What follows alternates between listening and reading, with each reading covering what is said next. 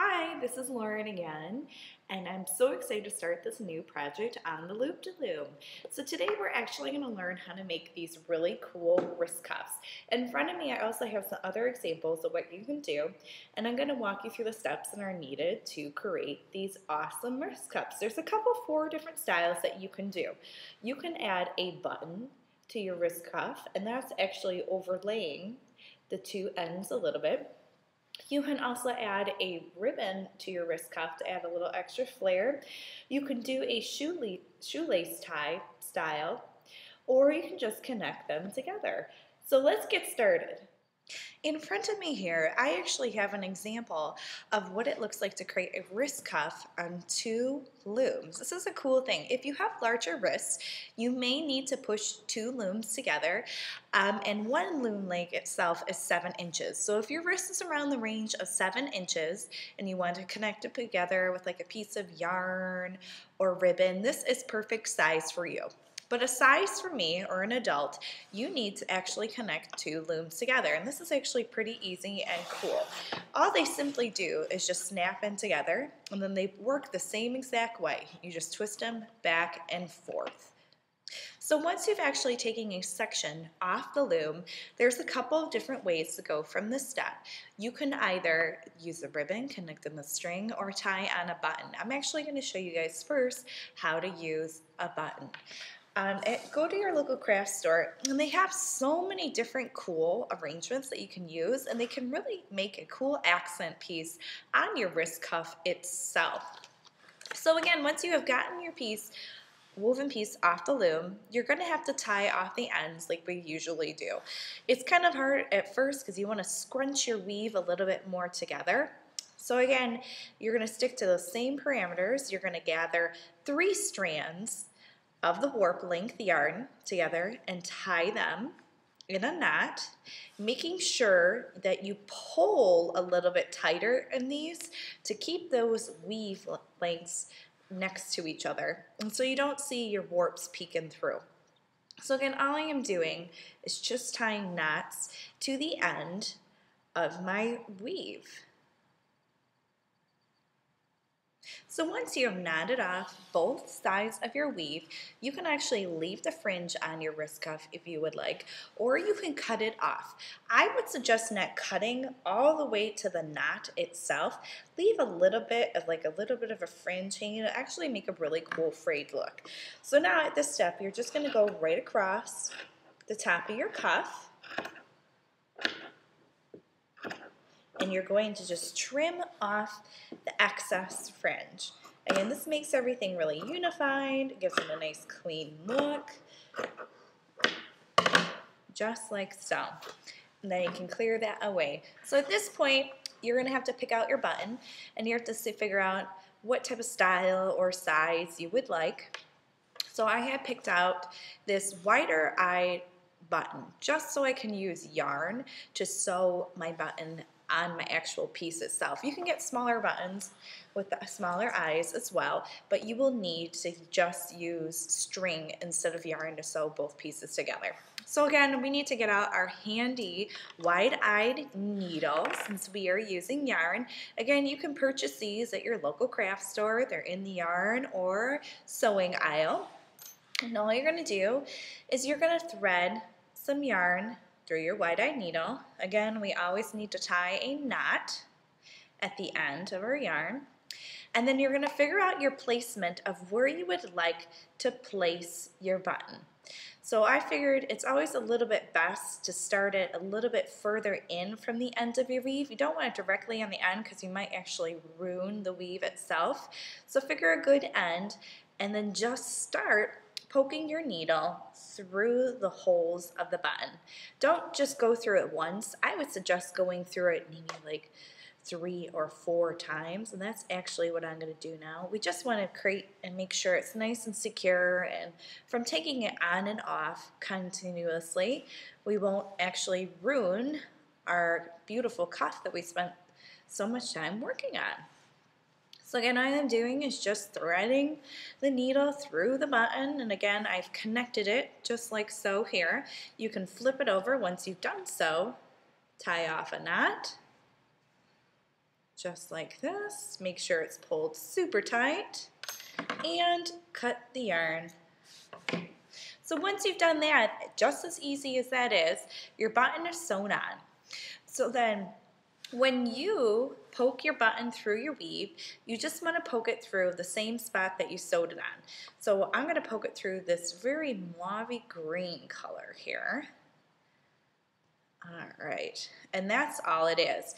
I would go up a couple of the warp columns, just so you make sure everything stays nice and secure. So this is version 1 that you can do as a cuff, and this is actually the same one that I am wearing with the same button on it itself. And now I'm actually going to go on to show you how to use a ribbon to tie off your cuff. All right, so we're actually going to go on to now how to create a ribbon tie-off on our cuff. So it's actually pretty simple. You just go in your craft store and you purchase any type of ribbon that you want that's going to match with your weave, or it can be contrasting. And you're also going to need your wide-eyed needles for this. Usually 2 come in a pack anyway, and I like to use 2 in this step. So what you're going to do is you're going to kind of cut a measure of length of ribbon, then double it. And then you're just going to cut off the ends here. Once you've done that, you're going to thread an end through your sewing needle. Then you're just going to actually pick a spot like we did with the button itself, and you're going to poke your ribbon through. Just like so. And I'm actually going to have it stretch over on the surface a little bit so I can see some of that really cool shimmery shine that we have. So here I've just threaded my ribbon through and created everything to be nice and even. We want the same length on each side. Then I'm going to do the same thing again with this side. Again, using my wide-eyed needle, all I am doing is poking it through my weave pretty much at the end here.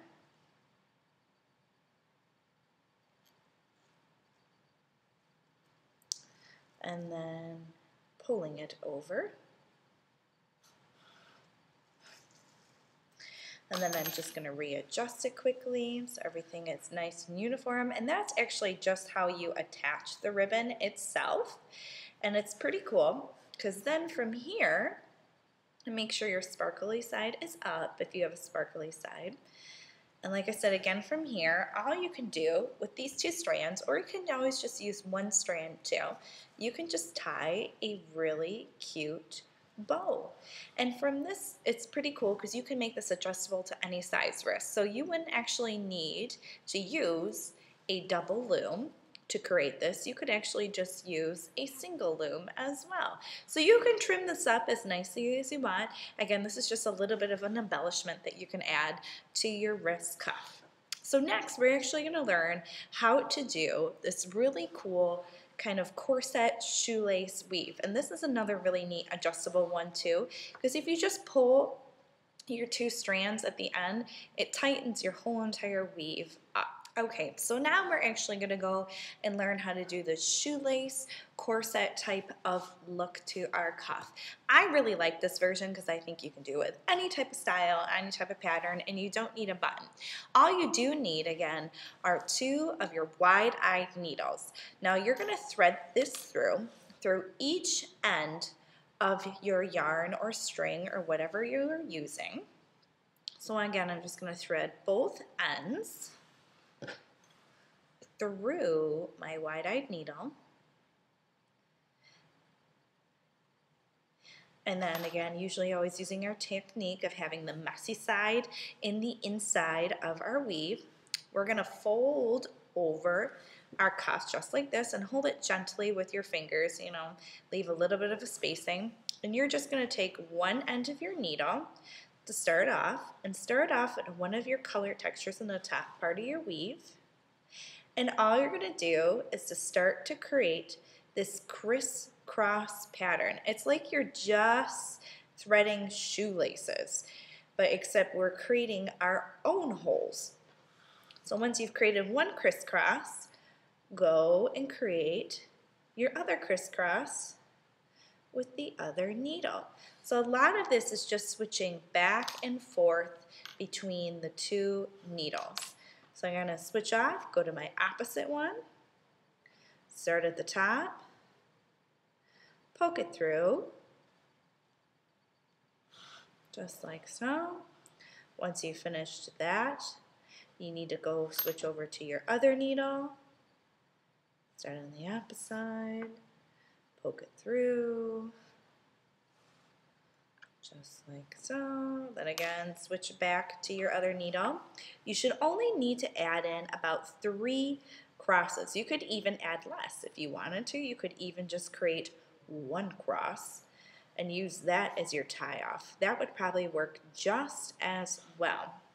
So again, I'm just getting into the last stretch here of adding in my last couple crosses, figuring them into my weave. And then when you've completed that, all you simply do is just pull off your needles that you've used at both ends, so you're left with this cool crisscross pattern. And then what you're going to do is you're going to trim both ends of the yarn to be equal. And you can even flare out your pattern just to see it a little bit. What I'm going to do first is actually I'm just going to tie a knot. So we're just going to make sure nothing comes loose. And to the end of these strands too, you can even add like a cool little bead or even some cool type of fringe to it as well. Or you can just keep it simple like I am. So again, I am just creating a knot here, and then I'm going to cut off my yarn to create a nice end.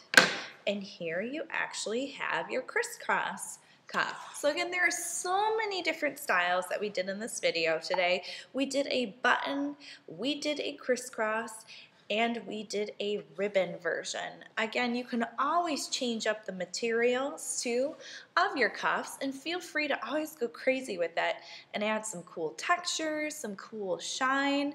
The more creative you get with these, the cooler they end up looking. So thanks again for watching my video on how to create these cool cuffs on the Loopdeloom, and stay posted and keep on crafting for more cool weaves to come.